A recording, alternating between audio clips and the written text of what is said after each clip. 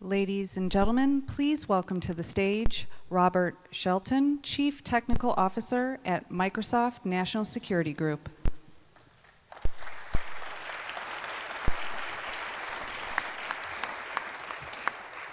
Thank you very much. On behalf of Microsoft, it is a great honor to introduce this panel. I will say I've never felt safer in a room than I do today with all the admirals and generals here. So I will go ahead and introduce Vice Admiral Jan Tighe, U.S. Navy, Deputy Chief of Naval Operations for Information Warfare, and Director of National Intelligence. Major General James Mars, U.S. Air Force, Assistant Deputy Chief of Staff, Intelligence, Surveillance, and Reconnaissance, Headquarters, U.S. Air Force. Major General Christopher Ballard, U.S. Army, Commanding General, U.S. Army Intelligence and Security Command.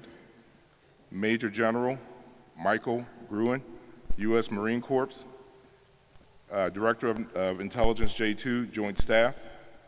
Rear Admiral Robert Hayes, U.S. Coast Guard, Assistant Commandant for Intelligence. And your moderator, Vice Admiral Jacoby, U.S. Navy, retired.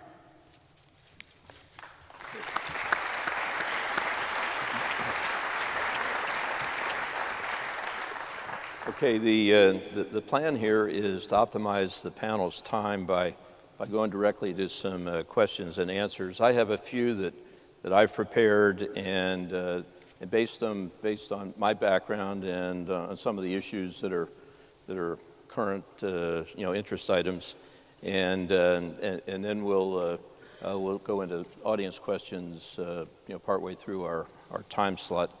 And I'd like to thank the panel members. Is typical this time of year in the military, we have rotations going on. So we have General Mars in his second day in the job with the Air Force after serving as the Joint Staff Intelligence Officer, relieved by General Groen. So we're in motion, and we and also just really like to thank General Ballard for standing in. Also in that situation, General Ashley, who's the Army G2, is turning over Director DIA responsibilities. So here we are on summer rotation in the military, and also with a lot of things going on. We have people on travel and with other responsibilities that they couldn't change. So thank you, welcome, and let me just jump right into some of the questions. Just to sort of set the stage here, the service intelligence chiefs have the responsibilities for training, equipping, and providing ready forces for joint operations. And General Groen will be representing both Marine Corps intelligence today, but also he is the spokesperson for combatant command intelligence requirements, and so we'll put some of those warfighting questions ahead of him in his direction. But let me start with the service intel chiefs, and I'm interested in what your highest priority issues are, those that your chief has put on you, and how those chief's priorities and service priorities translate into your intelligence priorities today. And General Tighe, maybe we'll just start with you and sort of zip our way down the line. Okay, now I've been called General. Admiral Tighe. and I've been called the Director of National Intelligence. She's the Director of National Intelligence, which I think is quite a promotion. The acronym is the same. And I'm happy to hear that. But Director of Naval Intelligence. Yes. Okay, great. Thanks, Jake. I think that it's important to first put in context, just as you suggested, the priorities of the service chief, Chief of Naval Operations, Richardson. His focus is very clearly on providing a ready and capable fleet to address the challenges that our nation and the Department of Defense are facing. This is amidst a return to great power competition, particularly in the maritime domain, like we have not seen in a great many years. And so focusing on what are the capabilities that our Navy needs and what's the capacity of what our Navy needs is where his priority is. And that translates to the intelligence aspects in the Navy pretty precisely. His focus, again, in terms of missions that only the Navy can accomplish, includes being able to maintain and provide the most survivable leg of our nuclear deterrent. Also, being capable of providing a forward-ready naval force around the globe that is ready for action at any moment, and that is capable of having mobile and self-sufficient staying power to be able to address a wide range of issues, including simply enabling prosperity in our sea lanes of communication, but also addressing any kind of crisis that may be out there from a humanitarian disaster relief type of situation like we have in Texas this week and may have in Florida next week, or any type of high-end conflict that we may be asked to address. And so from the intelligence perspective, we have to be able to help inform many aspects of that, not the least of which is the undersea mission. And so uniquely understanding and being able to surveil and do analysis in the undersea is something that the Navy has to bring in spades. We work with our partners across the intelligence community to help inform that knowledge, but focusing on the undersea and what's going on there is something that the Navy really, really has to step up and lead. And so for our force, for the Naval Intelligence Forces, that is a big area of priority that I am pursuing. The other side of the coin with respect to the capabilities and capacity that the Navy needs to be able to deter and defeat adversaries requires the intelligence community to be able to understand adversary weapon systems and capabilities in order to inform our own acquisition systems and able to inform our own ability to provide intelligence mission data to our warfighting platforms, in order to be able to do modeling and simulation of adversary threats that will affect the Navy and inform the acquisitions and the capabilities that we're going to be able to deliver to the nation. And so generally those are the highest level priorities that we're working on today. For the Air Force? All right. So I'll start by picking up where Admiral Jacoby had left off and saying that I promised Mike Groen that I would do my best not to be overly joint in my response. So I will say if that comes out, I'll take credit because it's also priority for General Goldfein, the Chief of Staff of the Air Force, to improve our joint partnering within the force, but a little bit of a change of perspective for me here in the last couple of weeks.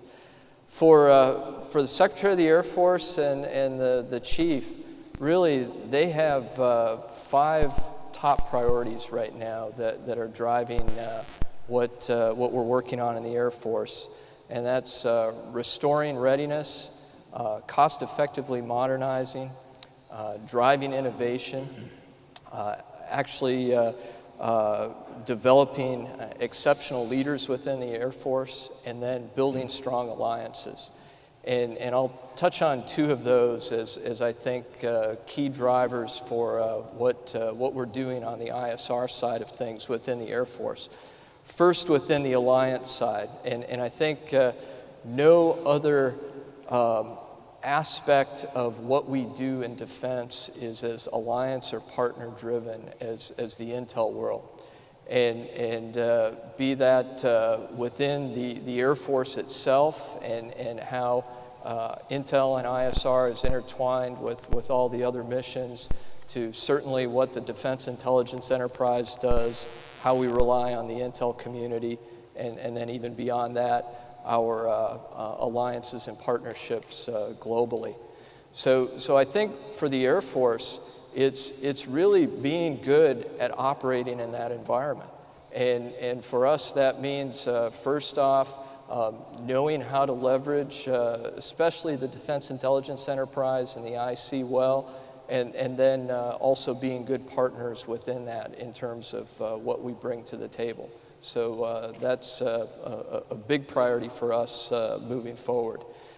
The other area is really on the innovation front, and you know, the need to innovate is really driven by two things. One, some of the other priorities I talked about, certainly when we talk about readiness and modernizing and even creating exceptional leaders, all sort of intersect at that innovation space.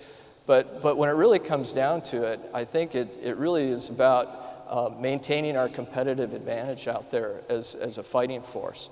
So for us, a lot of that, and I'm sure there'll be some commonality in this as we go around the horn here, is on the artificial intelligence side of the house and big data. And in terms of really embracing some of those transformational technologies and really disruptive technologies in ways that keeps us competitive. And so those are really the biggies for the Air Force right now. General Ballard? I think you're beginning to hear a couple of common themes already in some of the comments. General Milley, the Chief of Staff of the Army, has been pretty clear about what his #1 priority is, and that's readiness. And so from an Army standpoint, our ability to be ready to fight in complex and contested land domains and to be able to do that well against near-peer competitors is really the thing that is on his mind the most. There are traditional ways in which we look at readiness in the Army, manning, equipping, training, leader development, but I think there are some components now of readiness that we're also really focusing on, and that includes adaptability, innovation, having learning organizations, because the pace of change from the types of conflicts that we will potentially see in the future from what we've experienced over the last 20 years could be very dramatically different. And so that's an aspect of readiness that I think the Chief is focused on. From an intelligence standpoint, General Ashley, the G2 of the Army, has been pretty clear in his strategy that we have got to be able to field an intelligence force that can survive in potentially non-permissive environments, in contested terrain, where we may not have the luxury of having aerial ISR platforms over our adversaries, where we may not necessarily have the architecture and communications and information dominance to be able to rely on federated support. And so there's an expeditionary element of what we are trying to do now from an intelligence standpoint that allows commanders to be decisive in some pretty tough areas, alone and unafraid potentially in some parts of the world, until we can reestablish that information dominance or that permissive airspace. So that's part of what we're doing. Tailorable forces, I think, is one thing that General Ashley would argue as we look at Army intelligence formations of the future, what might we be able to put together, and that's underpinned, quite frankly, by confidence in both individual and collective training, so that we can build those tailorable forces and take advantage of the technologies that are out there. I think that's probably where General Ashley would answer that question with regard to where we're going from an Army perspective. How about if I skip over? Let's talk to the Coast Guard, and then, Mike, I want to come back with a combined question. I'm all about it, sir. A combined question for you is the next in my series. Okay, well, thank you. Well, we share Semper and a Commandant, so there's some commonality there. So for the Coast Guard, you hear some similar things, but slightly different as well. So you're familiar with the DoD's 5+1. Coast Guard also, we have a 5+1 from our service chief that drives our priorities in intelligence, and that's a Western Hemisphere strategy, which is mostly a counter-transnational organized crime strategy, driving us towards innovative solutions in how we do counter-network analysis and targeting to take on these transnational criminal groups that are certainly heavily invested in this hemisphere, but also outside of it.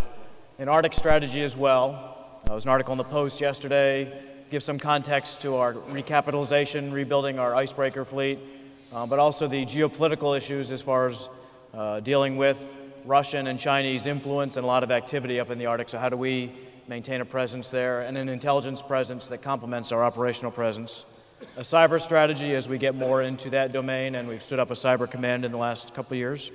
And then an energy-focused strategy on the energy renaissance that's been going on the last few years in the United States. The +1 is a human capital strategy that kind of stitches it all together because our workforce is really how we do all that. We're in the midst of a major recapitalization and blessed to have a commandant who, and his predecessor, who saw the light with intelligence, and now every major acquisition has intelligence baked into it as far as the capabilities, as far as it being more a system of systems, if you will, not just the ship that we're building, but how does that link to the aircraft, to the shore intel nodes, to the IC, and to our DoD partners.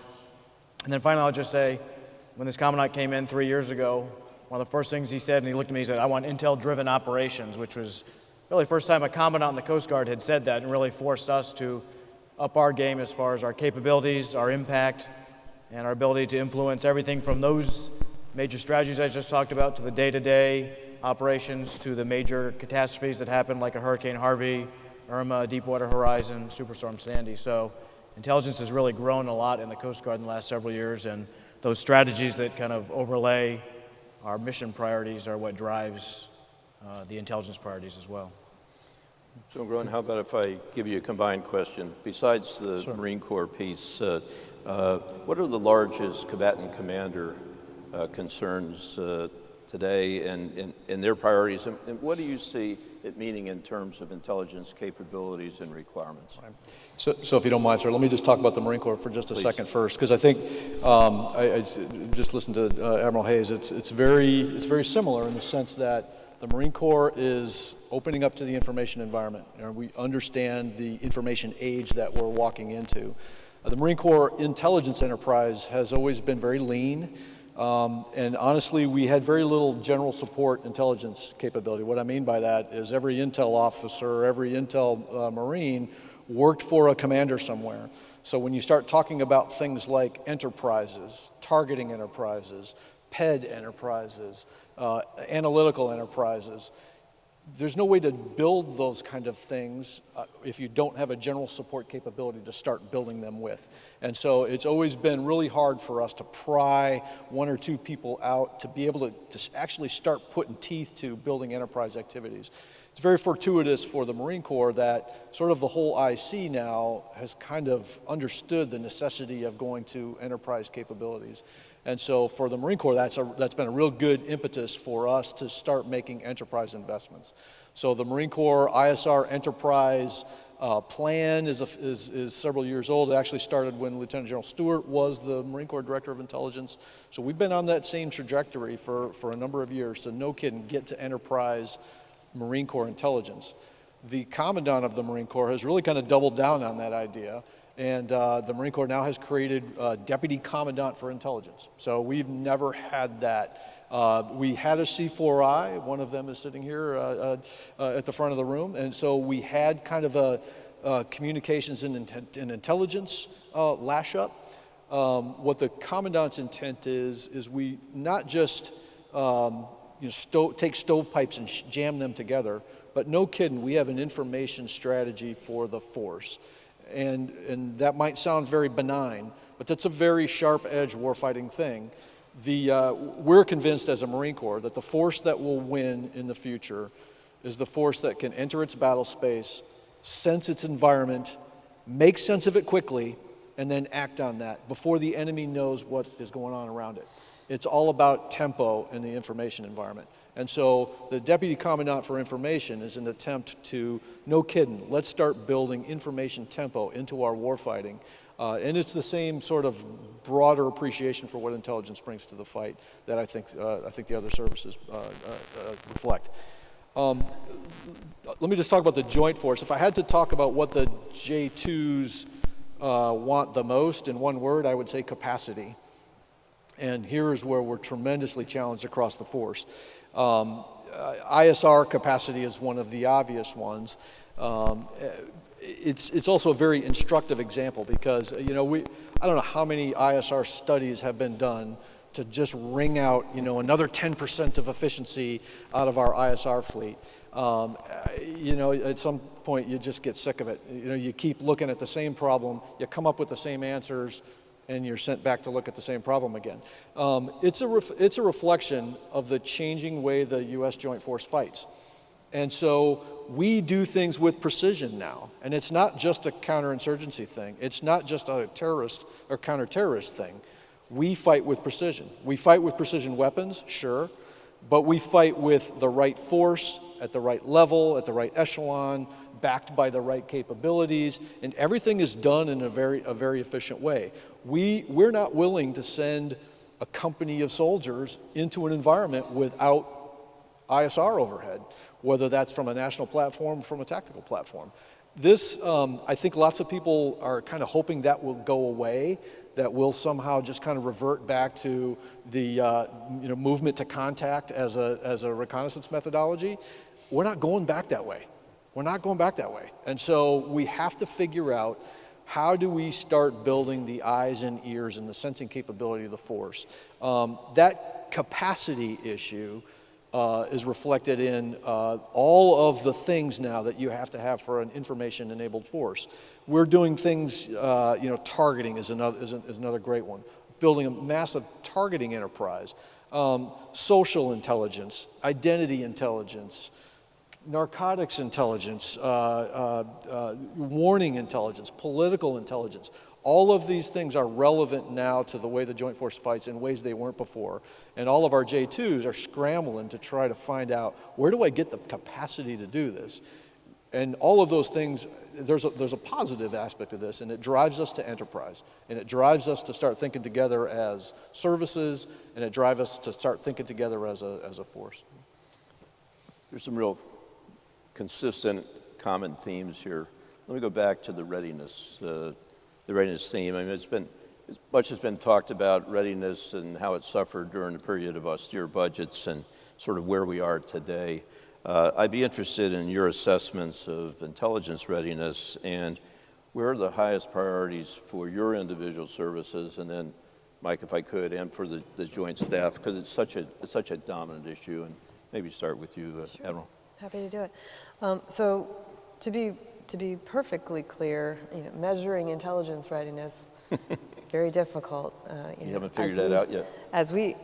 Measuring the cognitive domain has been quite a challenge, but making sense of it inside of Navy when we have very deliberate ways of measuring the readiness of aircraft, ships, et cetera. The intelligence side, it really isn't just lines of PED.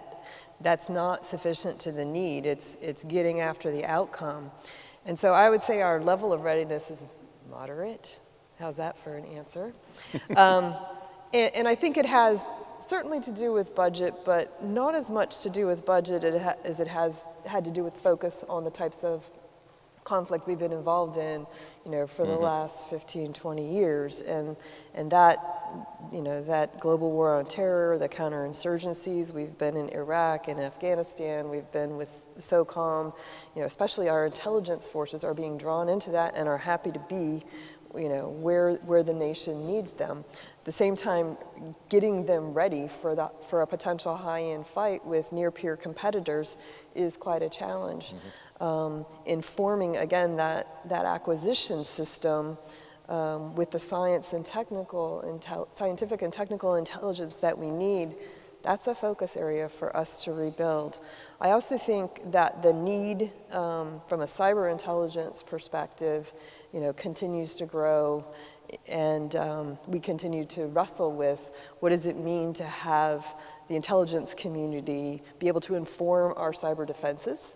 And again, that comes back to both the acquisition side and the operational intelligence, and to inform weapons development on the offensive cyber side.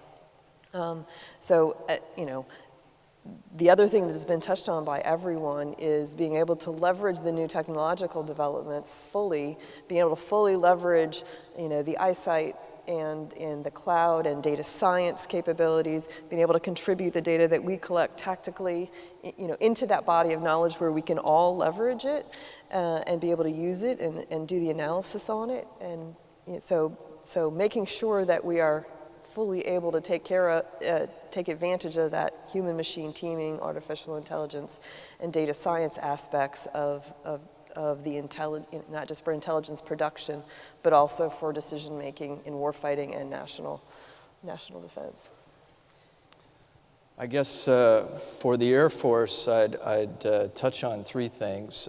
One, from a recruiting and retention perspective, we're actually really pleased with what we've been able to do in terms of bringing in the right skill sets and actually keeping them in the force. And so that part has been nice to see.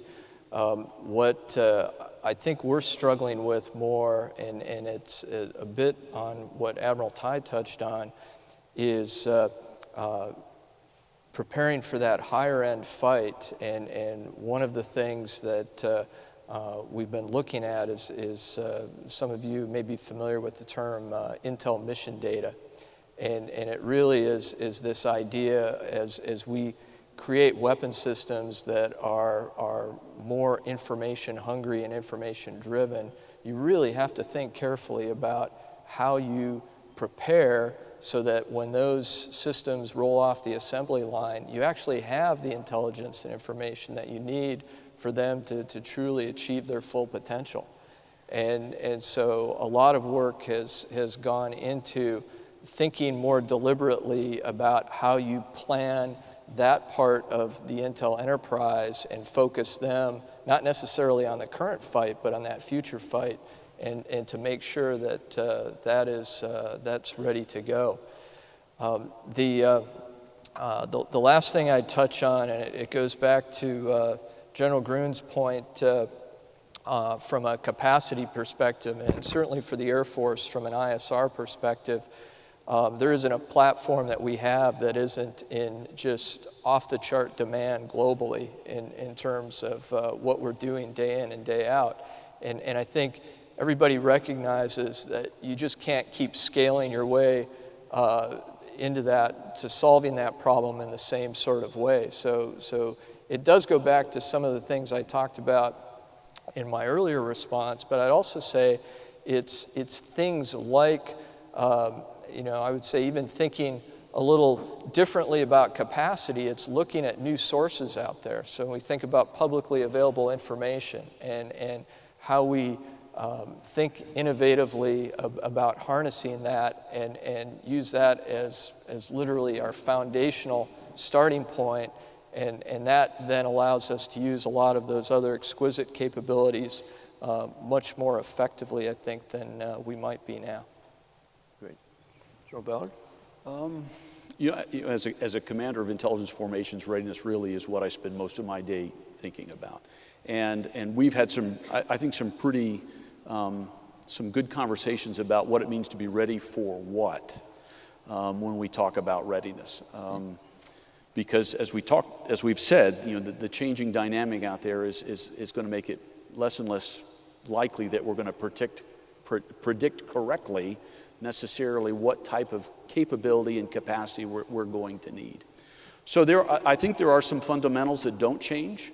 There are some core competencies of Army intelligence formations that we've got to be able to do. We've got to be able to analyze well. We have to be able to conduct intelligence operations. We've got to be able to synchronize, and we've got to be able to do PED. Those are pretty good fundamentals. And the other part of this is that we will always need to take a functional, multidisciplined, all-source fusion approach to be able to deliver the best intelligence to commanders so that they can be decisive. I don't think those things are going to change. What we do need to take a look at, though, and I think one of the things we've suffered over the last 15 to 20 years is we got into a cycle of sending individuals into combat zones. And so we worked very hard at creating individual level readiness. What we're trying to do now is take a step back and look at what is the collective training readiness that we need to achieve. What are the crews, teams, sections, platoons, companies of intelligence capability that we've got to build that will allow us to do that type of intelligence that I just described? And getting back to collective readiness, I think, is one area where we're pursuing pretty vigorously, we think. I talked about a little bit about adaptability and innovation. There's another aspect of readiness that I think we've got to address, and several of the others have talked about it, and that is speed. Our ability to sense and then help commanders to decide so that we can act faster than our adversaries. That really is the challenge of intelligence in this future fight. And so when we think about readiness, creating speed to be able to cull through exponential amounts of data and provide something relevant to commanders is part of the intelligence readiness bar that we've got to set. General? I'll just double down on General Ballard's comment. We have got to start bringing humans back into the decision-driving process in the intelligence enterprise. So we are at risk of thinking about intelligence as data or data as intelligence. And so we've made massive human investments in pet enterprises and that sort of thing to say, hey, we got to extract all the data from our collections by pouring more people on it. We don't have enough people in any of the services to do that. This is beyond what we can do with human beings. And we don't need humans turning observations into data. Right. We need humans turning data into insights that drive decision making. And so are we ready? Ready for what? I think is exactly the right question. We have got to think about things like, I mean, these are the uncomfortable things, you know, data architectures, data flows. How do you enable the data to get to a place where you can apply machine tools to it so that, no kidding, you can free up your human beings to actually drive decisions, to empathize with the commander's choices and to help that commander make choices.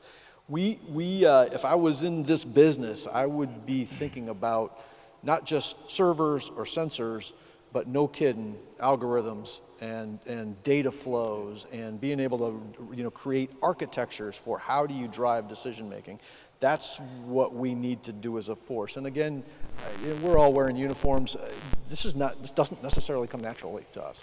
So we've got to think through, how do we actually do this? The good news is we've got enormously valuable human capital. The youngsters coming into the uniformed services, to the intelligence agencies, just absolutely incredible. So if we don't apply that human capital in the right way, then we're going to really be missing something. General Hayes? I was just say that, I want to piggyback on that last comment about General Groen. I mean, the proper balance and use of machines and automation with the human aspect to it. Both the Navy and us, we worry about ship tracking, identifying ships, correlating, putting a track together. Over the last several years, we've been able to automate most of that so that we can free up humans to do the quality control to make sure this makes sense and what is it about that ship or that target of interest that we care about. Similarly, we have to look at vast stretches of water when we're looking either through electro-optical or full motion video, whatever. You can't have humans doing that. You can't be looking for everything. You need something that chips it out, and even then you're still looking at white caps, you're looking at clouds, you're looking at contacts, whatever, but automation that gets you down to the humans, just adding value to what we think is the best data there. So I couldn't have framed it better the way you said it there. So, but for me, two things for readiness is it's the workforce piece, it's the people, so it's about proficiency and retention. We can identify what competencies we need our folks to have, but I can't just have them be competent. They need to be proficient, and with technology advancing as quickly as it can, how do we keep up that training, that career management, that professional development going at the right tempo so that people acquire the knowledge and train up and they're proficient at what they do, whether it's a language skill, whether it's ISR, whether it's analysis, big data, whatever. And the second piece is just the pace of technology, so getting the right capabilities in the IT, ISR world, but making sure recapitalizing and leveraging the technology as it continues to develop and refine. So. Almost all of you have mentioned people. General Mars talked about Air Force ability to recruit and retain.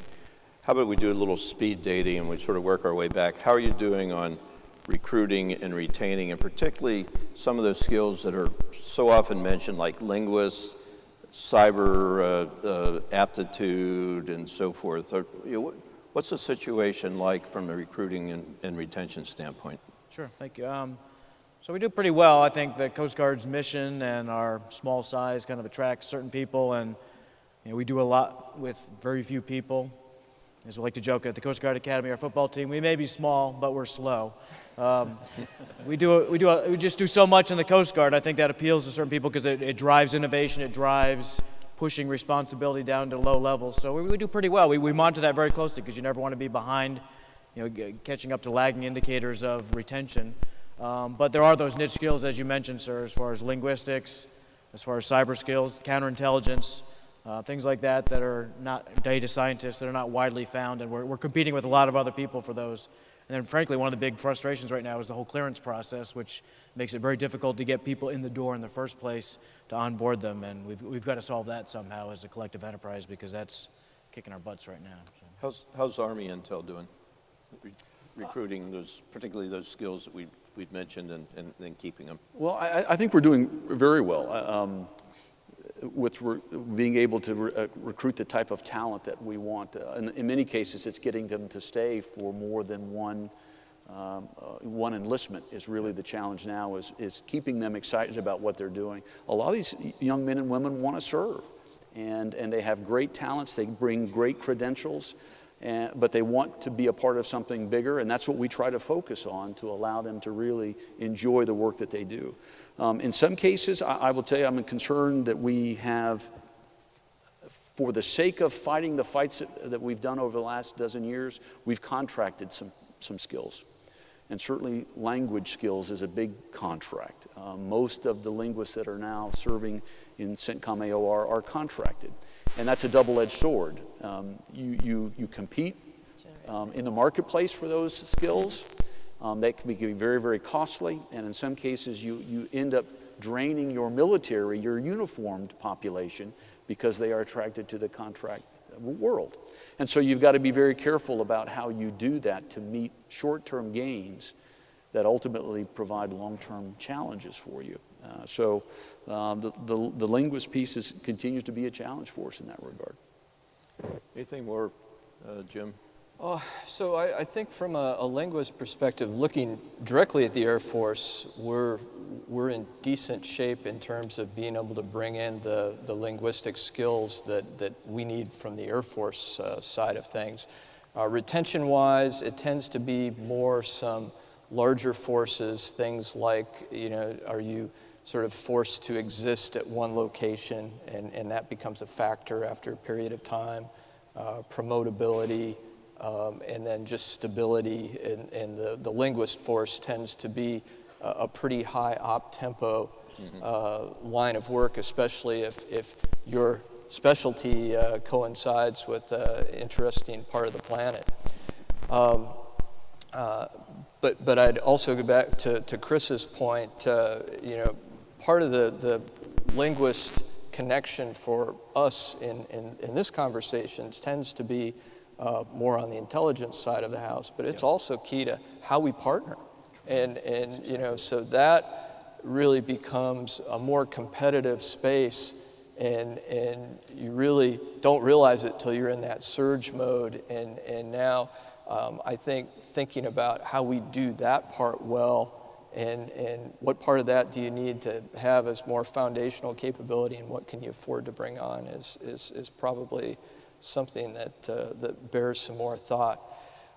From a cyber perspective, I think, again, in the short term, we're looking good in terms of bringing in the right folks. I think the motives that Chris talked about from a mission perspective are really compelling and draw in more than enough of the right talent, but it's a very competitive space out there. The good news is for the Air Force, I think we're on track to meet our service cyber mission force goals for FY18. So it's kind of a metric. We're in decent shape there. But I think where it becomes more challenging is as you go farther along, there's lots of options out there. And so continuing to think about not just how you retain folks, but even where you put them.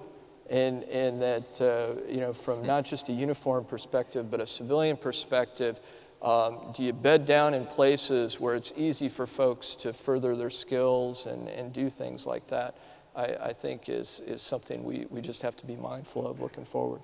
Got it. I would say, it continues to be about the mission that is the reason we do really, really well. On the officer side, we continue to be able to be very selective, both in assessing intelligence and cryptologic officers. Less than 10%, 10 to 15% of the people trying to get in to the field are actually making it. That gives us a wide range of opportunities, bring diverse workforce in, and have really good talent. I would say also on the civilian side, a lot of challenges in bringing Navy civilians into our intelligence operations, and more, we need deep STEM technical capabilities in our collectors and in our analysts, not to mention, in the areas where we support acquisition. We used to, you probably recall, having a handful of naval architects there at O&I to help inform, what it might mean for a ship to get hit by a weapon in a particular place. Now we need, network engineers and mechanical engineers as we connect, the Internet of Things, to, on our ships to the network. And so being able to understand how those kinds of threats come in and affect the Navy, is affecting our civilian workforce. On the enlisted side, across the board, very high retention and no problems meeting our recruiting needs, cyber mission force and on the intelligence side. In those specific areas, again, for the cyber side, no problems recruiting. Retention is very good and above the Navy average. We have a handful of very high-end requirements, specific skill sets, as you might imagine, which basically takes our young enlisted to a master's level education. And so being able to retain them, very difficult, but we're continuing to work on it. Across the board on the linguists, we're doing well and retaining above the Navy average, but again, we've got niche areas. We've worked our Middle Eastern languages incredibly hard over the last many years, and so we continue to struggle in retaining them. We do have reenlistment bonuses that we offer, and then recruiting the numbers of Russian linguists that we need to, meet the growing problem, rebuild. So any of those old Russian linguists out there that want to come back, take your DLPT and... Admiral, they're all my age. What's your powder shawl? I skipped over, Mike. Marine Corps has always done well in the area of recruiting and retention, but what about these skills that are required today? One of the things, just listening to my colleagues here, of course, every Marine's a rifleman. Right. But some riflemen know how to pick apart a Unix server. Some riflemen were raised in a home where Swahili was the language that they used at home. Mm-hmm. Some riflemen have some other cultural skills or talent, or you name it. All of this screams for a talent management enterprise that, no kidding, you can fix the right soldier or sailor to the right job. Unfortunately, all our services, I think, suffer a little bit from, we still have kind of industrial age talent management systems and promotion systems and everything else. Yeah. So how do you get the greatest cyber Marine ever, mm-hmm. who has never deployed or never carried a rifle because he's busy working in Fort Meade somewhere? How do you get that guy promoted? You can't. And so in those, with those kind of promotion systems and talent management systems, the ones that don't keep track of the important things, but keep track of sort of the easy things, how do we get past that? And I think that's, every service probably needs to jump on that bandwagon. Innovation's been mentioned a number of times. It was next on my list here. We'll just do a jump ball here. Who would like to pinpoint more than you might have already areas of innovation, particularly areas where contractor or industry needs really sort of come to mind, so we can point the audience maybe in a couple of areas specifically. I mean, we talked about AI and data management and so forth, but let me just open it up. If folk would like to sort of calibrate the audience, here's the opportunity to do it. I'll go first. I think we hit the key, and important points. It is that automation. It is getting to the decision aids. I think it's going to be important.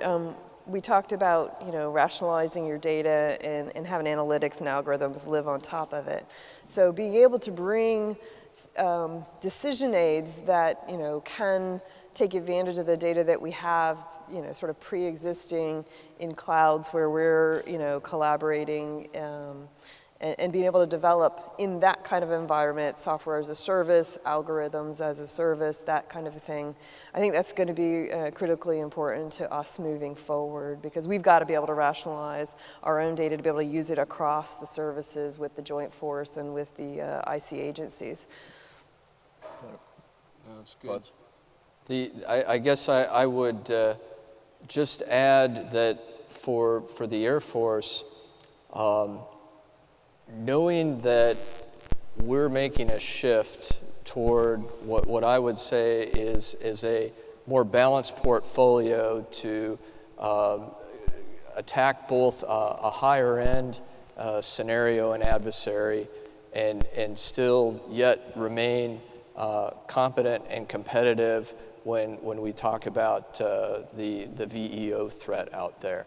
And so, it has more to do with application, and I think just the recognition that there needs to be a healthy dialogue between the services and the contracting and commercial community, because we don't know what you do in terms of truly the vector that and what's possible in terms of some of these emerging technologies. So I think there's just a recognition that this truly is a partnership, and so we'll continue to try to bring to the table where we're trying to take this from certainly an Air Force warfighting perspective, and then seek from you your continued creativity in looking out for even non-traditional uses of what's being developed today. Mr. Ballard, you acquire a lot of things for Army Intel. Where are your priorities, and where would you point industry?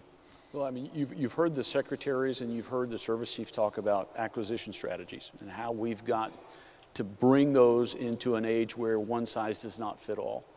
Certainly in intelligence, there are a lot of capabilities that are going to be absolutely valuable for the next 18 months.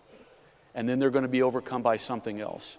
And so to be able to have a dialogue with industry that recognizes, we turn the term open architectures, but you recognize that we're not going to seek to procure things, we're not going to seek to have things that are going to be around for a dozen years, because it's simply going to change too fast. And that may not apply to a ship or a tank or a major weapon system, but certainly in the intelligence business, the types of things that we are going to need access to, the types of tools that we're going to want to put in soldiers' hands are going to change rapidly. And to think that we're going to create one fantastic single thing that will do it all and do it all for the next 5 years is not where we're going. And so our ability to plug and play and change with the times and with our adversaries, quite frankly, is really what we seek when we have those discussions with industry. Like one of the great things is J2 is you get to interact with the JROC, so you know where the joint world's priorities are and innovation needs are. What might you share with us? A couple of things just come to mind. Our enemies are moving quick. They're evolving at a technological pace, I would say, that exceeds our own. We need to be just as clever. And so when we talk about, I think data architectures and things that allow us to extract insight from data, whether those are models or whatever those are absolutely essential. But I would say on the sensing end, there's probably a lot of phenomenology out there that we're not paying attention to that have to become, in a gray world, you don't have the same kind of observables or things that we're used to having as a force. So where do we get the insight? How do we know that thing moved from there to there, or this person made that kind of decision? What kind of digital dust does that generate? And how do we turn that into insight? This is where we have to go as an intelligence force. So if you can help us get there through all of the things that make that happen, that's fantastic. Can I pile in on that? Some of the real discussions that we're having today are, why should we invest in a multi-sensor, highly expensive platform that is vulnerable in adversaries' airspace when we can perhaps get into the CCTV cameras in that particular target area and know as much about what's going on the ground with these very high-tech sensors. The ubiquitousness of information today and what we ought to be trying to pursue to help us understand and develop situational understanding in a target area is got to be different than the way we've done it in the past. If you want to know what Putin's doing, ask his refrigerator, right? Yeah. Well, this is where we have to. This is where we have to What get he's to. eating anyway. Exactly. You two guys are doing this purposely to get me spun up because I'm still a strong advocate for MASINT, measurements and signatures intelligence, where you're sensing phenomenology maybe that the other guy can't imagine that you're sensing, or you're putting him in a situation where they are offered two opportunities. One is to conduct an activity and have it be known, or not conduct the activity at all because the signatures are there for the sensing. There's a golden age of MASINT that's just waiting for somebody, waiting for a champion. Yeah, honestly. I agree. Our ability to collect unique information data and secure it and monopolize it over our adversaries is becoming increasingly challenged. Yeah. And so we are going to be in a space where, again, speed becomes important because our adversaries have got access to an awful lot of that publicly available information and are making decisions from it. Rob? So that's a key point. You know, if you go back 20 years ago, the difference between national technical means or intelligence communication capabilities and what else was available, there's a pretty big gulf. Nowadays, it's a lot less, and so our ability, like you're saying, to mine what's publicly available, whether it's open source, social media, whatever, and there's still room for MASINT and high-end stuff, but how do we get after that data better, aggregate it, analyze it, and pull trends, divine threats out of that? That I think going forward, we've got to be more adaptable and agile in doing that because it's out there. There's an abundance of information to I want to report to the audience that I can work the iPad, and we're going to move to some customer questions. And I was going to say I've got my PhD STEM person right next to me. A couple of you, one of the things that hasn't come up, let me start with that. We have a number of questions having to do with space. You know, the basic, you know, we have a dependency on space. It's, you know, we're openly talking about it being a contested environment. There's discussion about even a space corps, cadre. Let me just hit Navy and Air Force here, and can you talk to us about you know, space issues, what it means to you, and recognizing you know, the classification issues, and then maybe a little bit about the Space Corps idea, if you want to touch on it, or if you want me to forget it, I'll forget it too. Well, Jan? operating forward, clearly, space is a critical domain for us, from everything from ISR to weather to command and control. And so the Navy without an ability to depend on space is not a very good place to be. As a result, I think we have come to the conclusion and recognition over the course of the last several years that the Navy needs to up its game in terms of developing and advocating and creating space expertise within the naval force to be a part of the joint force, and so that we can be savvy users of space capabilities at the operational level of command, at the tactical level of command. So, you know, from our perspective, space is an inherently joint fight, and I think that's well agreed to, and I think we believe we can do more to foster expertise that allows us to better and fully leverage space capabilities, and that's both from an operational aspect and from an acquisition perspective in terms of building that expertise. We talked about the fact, you didn't say it in exactly these words, but there's very few places on this planet that you can go and do something and not be observed, right? I mean, that's what we were basically getting at, you know, whether it's high-end sensors observing you or you know, CCTVs observing you.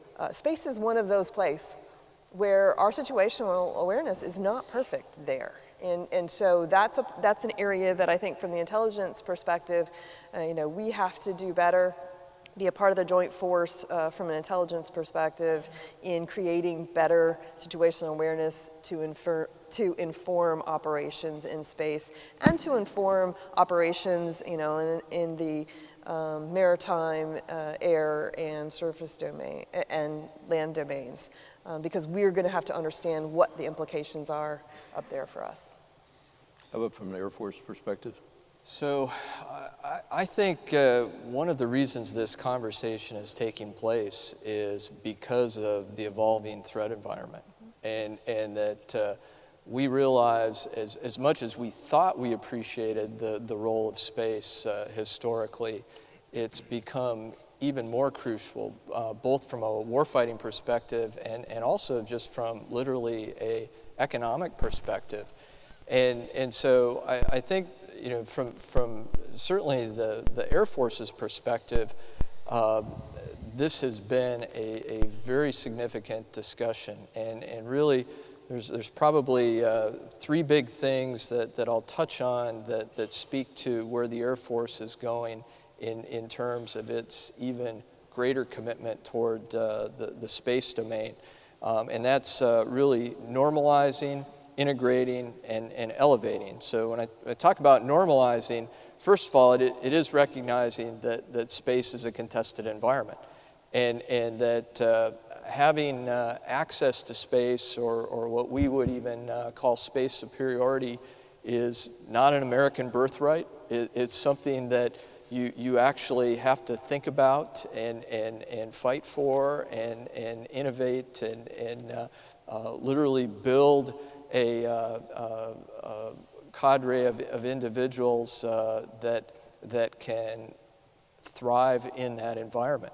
And where that also takes us is from a space mission force perspective, and that's an Air Force term, as we're looking at that cadre of experts within the Air Force and thinking differently about how we train those individuals to better operate in that fluid environment. The last thing I guess I'd say on the normalized piece is the work that we've been doing with NRO to create a more resilient space architecture by 2030, and there's some important work obviously that needs to be done there. In terms of the integration piece, and it goes back to some common themes we've talked about here over the course of this session, but one is how do you streamline the acquisition process? And you know, space has a long history of very complex systems for some very good reasons, but that's changing, and so we need to be able to embrace that. And so I think that's going to be a big emphasis for us.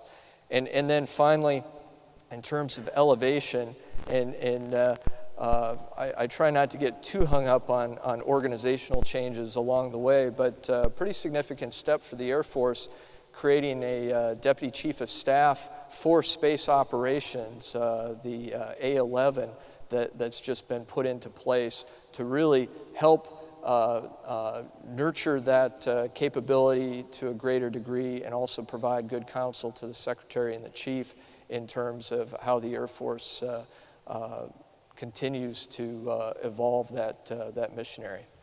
Right. Admiral Hayes, your comments earlier about the Arctic caused some questions from the audience. How about if I start with you, and then Admiral Tighe, you may have some things here also, but the specific questions are, how can the U.S. conduct effective intelligence operations in and regarding the Arctic? To what extent are new icebreakers needed as a platform to do so? And what new collection and analysis capabilities are required? Okay. So sure. So there's less ice in the Arctic, although there's still plenty of ice up there. It's not like it's ice-free year-round, but there's a lot more activity that's creeping its way up north, everything from cruise ships that the Crystal Serenity is one that's on its way from Alaska to New York right now with about 1,700 people on board. Oil and natural gas exploration further north, and fisheries as well. And just a lot of geopolitical competition. Russia as a nation has about 45 icebreakers, I think the number is, and they're building more. We as a nation have 2 operational ones, and one of those is about 40 plus years old and has a hard time getting down to Antarctica and back, much less also getting up to the Arctic. So we are in the process of recapitalizing so that we can operate up in there, and also working with our partners in the other services and the intelligence community as far as how do we optimize just our sensing and our communications at the north latitudes, because we don't have a system that's oriented exactly for the upper latitudes, because a lot of our targets historically were not up there. And it's also a very harsh environment, so when you're using theater level assets, ships and planes, they need to be rather resilient, rather rugged, and the communications and just the logistics present long challenges because of the long distances and the harsh environment. So it's necessitating us looking at our strategy, our acquisition strategy. How do we bake in intelligence capabilities within the icebreakers, as well as we are operating some of our other ships up there. They're just not able to break ice, and so they're very limited in where they can operate up there. But we're encountering the Chinese, we're encountering the Russians. You know, the Chinese are not an Arctic nation in the same sense that we and the Russians are with oceanfront real estate, but we see the Chinese up there increasingly operating as well. And so how do we maintain our balance with them as we try to maintain our presence up there? So. Admiral? I would say clearly there are implications for naval intelligence as we continue to expand the amount of operations that may be happening up there, or even the amount of civilian traffic that may be going through there. So we've got to well understand that. I think it's a great opportunity, and has been, even in the oceanography meteorological side of the house, to leverage partnerships up there with other Arctic nations, and we have some very good partnerships. So I think it's a prime opportunity for continuing to leverage our foreign partners in helping to create the intelligence sight picture on what's going on in the Arctic. Admiral Hayes, you touched the nerve here with the audience. A lot of discussion about security clearances. Questions starting with you, but I think we'll just swing right around asking, can each of you quantify how significant an issue security clearance are for your services, particularly focused on the intelligence corps, and do you have any suggestions on how to fix the problem? Boy, that leaves it open, huh? I'll be looking at the rest of the panel for the solutions. I don't have that, but the impact is very significant. We're beyond months. We're more in the years metric as far as how long does it take for an initial person without a previous clearance to get a clearance to come on board. So it's impacting everything from when people can get to school for training to how do we make assignments, because depending where they're going in our enterprise, in some places they can get by with a secret clearance. Many other places you can't get by with an interim SCI clearance much. You need a final SCI clearance. And so it's driving how and when people get to schoolhouses and training and where we make assignments, and it's probably going to get worse before it gets better. I don't think we're quite out of the trough that we're in, and we've been exploring different opportunities with OPM and other folks, other means to get around the backlog, because we're just facing a huge backlog right now. But I don't have a good answer. I'll look down the panel here, and hopefully there'll be a good answer that comes out, but it's a huge impact, particularly as we're trying to stand up a cyber-capable force, and most of them need SCI clearances as well. And so it's just creating more demand on an already strained system. It's a readiness issue, isn't it? It is absolutely, and it's not just an intel thing either. Obviously, the entire force need, the operations section, everybody has a clearance. So that the idea that this is a boutique thing that impacts the intel guys, I think is kind of a quaint notion. It's not. It's a huge problem, no doubt. I think where there's promise, it's in things like continuous evaluation, and this is, doesn't help us with the initial entry stuff. That Marine that was raised in a house where Swahili was the language used, that guy's never going to get a clearance. So how do you make that work? But if you get to a continuous evaluation regime that's pretty healthy, that's looking at criminal activity and financial activity, I mean, people are going to, if they want to be in this business, they're going to have to give up some privacy. I don't think that'll be too big of a hurdle. I mean, the people that are in this business want to be here for all the right reasons. Great patriots all. So I think that we'll be able to do that. But this is one of the processes that's been unchanged for how many decades? It's screaming for a different way to do business. Good. It's a huge issue for us, and I think we've kind of talked about two aspects of it. One has been going back and making sure that we're not overclassifying things and driving our own demand signal in places where it doesn't necessarily need to be. Having said that, the insider threat concerns that are real, the episodes that we had at Fort Hood, for example, have driven us to places where we are now wanting to have a much deeper understanding of someone's history when they come to join the Army. And that takes time because not all of those databases are available. It requires a relationship with federal law enforcement, with local law enforcement. It requires an awful lot of things. And to Mike's point, we've created a series of laws, policies, and regulations to protect our soldiers and our citizens and their information. And yet, if they want to be a part of our service, we're going to have to find a balance with those regulations and policies that allow us to have some confidence in their loyalty and commitment to the service so that we don't have another Fort Hood incident. And so it is a tough situation. You know, the challenge for us as intelligence professionals is those same folks who grew up in a village in Swahili who are 3-3, who we really want, are the same people who still have relatives in foreign countries that cause us concern. And so you either take someone who is of a lesser capability perhaps, but maybe safer, or you decide where you're going to assume the risk in order to be able to build capability that we need in the intelligence business. Jim? I absolutely would say it's a problem from an Air Force perspective, and you know it's one I think that we've all had to grapple with in terms of trying to be creative about how do you accelerate, you know, through the backlog that we have right now, but at the bottom, or at the I think the end of the conversation, it's going to require some innovative thinking. And I guess I'd leave you with two thoughts on this. One is that truly a source of our competitive advantage is what we are able to do on a classified network in terms of linking up our intelligence community and our operational and strategy community in ways that allow us to do some great things. Fundamental to that is the clearance process and that underpins that, and I'd almost call it our electronic flank. And if you think about it from an insider threat perspective, we can't just be adequate at that. We have to be really good at that, or we run some incredible risks as we've all experienced along the way. So I think that just needs to become a competency, and it probably isn't to that level right now. Admiral?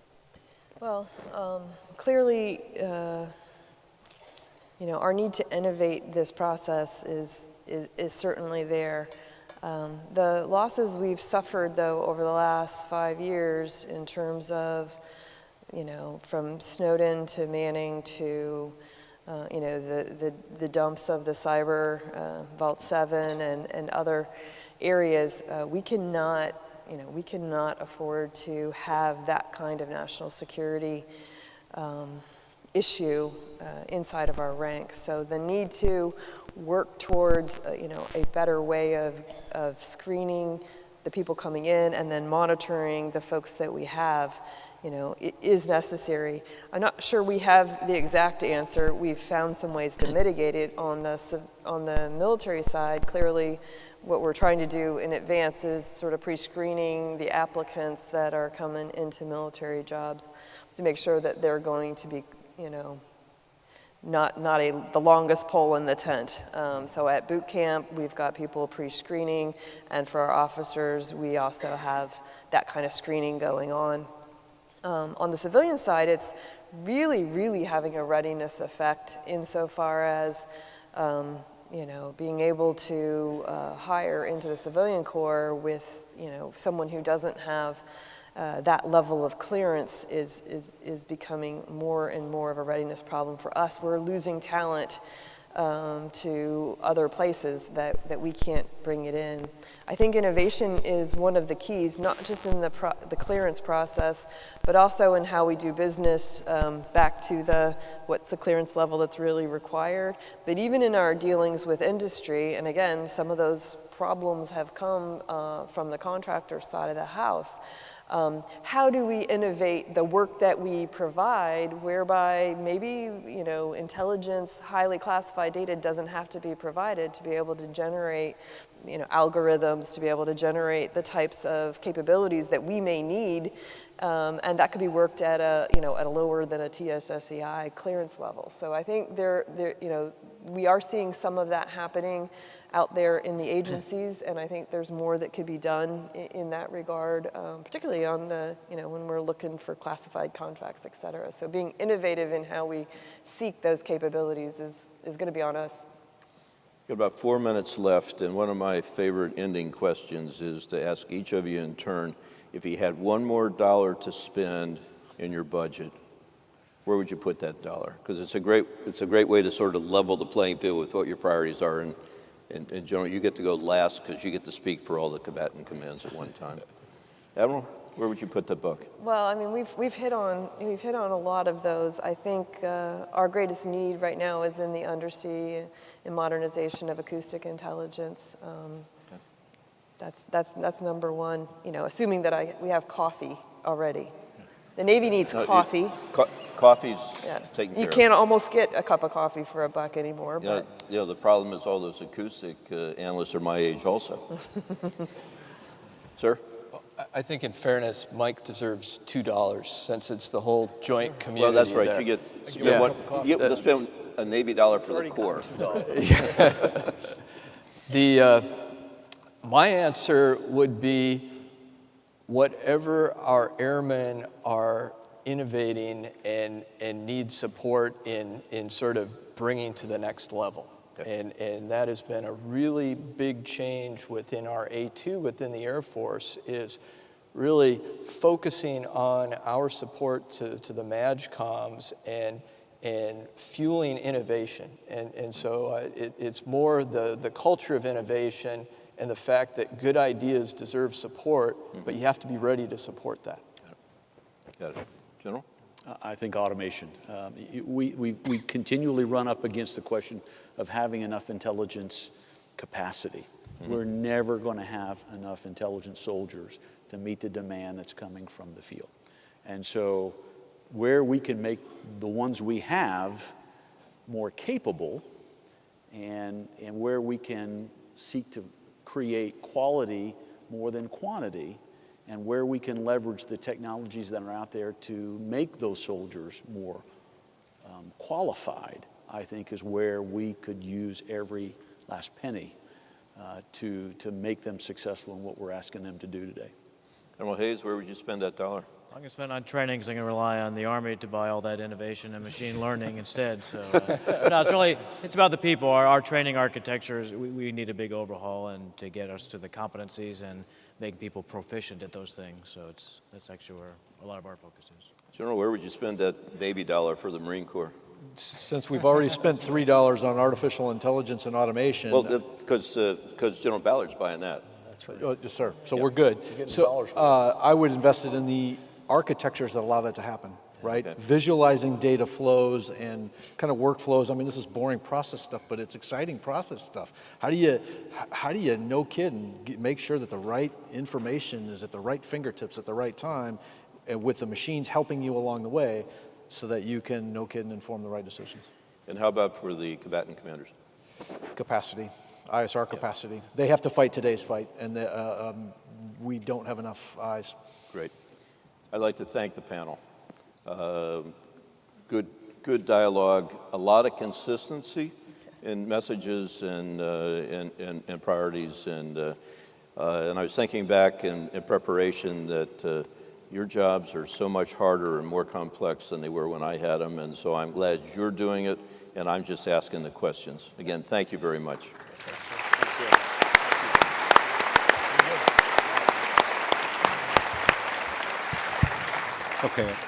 Okay, I want to thank our panelists as well. To be able to get folks in these sorts of jobs all together at once is just amazing, so thanks again.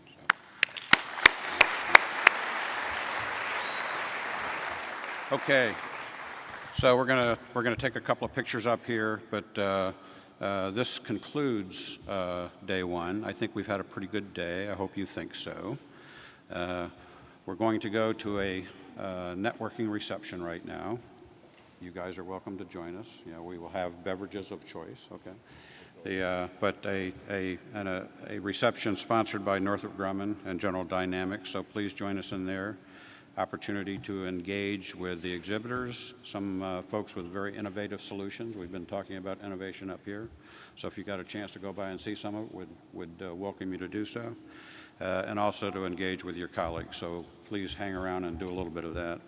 As Jake said this morning, engagement with these exhibitors is a great way to gain increased appreciation for the innovation that is coming in industry and for how innovation can be applied to increase intelligence capabilities in anticipation of tomorrow's threats. We'll convene here tomorrow at 8:15. First up will be Suzanne Kelly of the Cipher Brief talking with Congressman Schiff, followed immediately thereafter by Suzanne talking with Senator Mark Warner. So we're going to hear a lot about intelligence oversight. We're going to hear a lot about Russia investigations. We'll hear a lot about other things that you will have the opportunity to ask questions about. So look forward to seeing you tomorrow morning at 8:15. Good night.